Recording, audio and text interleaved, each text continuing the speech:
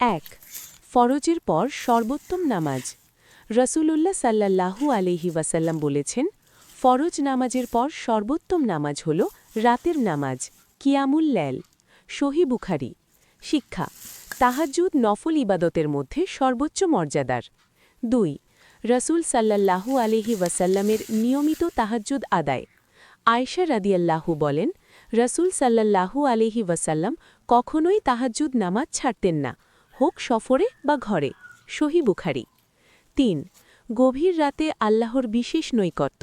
রাসূল সাল্লাল্লাহু আলাইহি ওয়াসাল্লাম বলেছেন, প্রতি রাতের শেষ তৃতীয়াংশে আমাদের রব দুনিয়ার আকাশে নেমে আসেন এবং বলেন, কে আমাকে ডাকবে, আমি তার ডাকে সাড়া দেব। কে আমার কাছে চাইবে, আমি তাকে দেব। কে আমার কাছে ক্ষমা চাইবে, আমি তাকে ক্ষমা করব। সহিহ বুখারী। শিক্ষা: তাহাজ্জুদ দোয়া কবুলের সেরা সময়। ৪ দীর্ঘ কিয়াম, পা ফুলে যেত। আয়েশা রাদিয়াল্লাহু বলেন, রাসূল সাল্লাল্লাহু আলাইহি ওয়াসাল্লাম এত দীর্ঘ সময়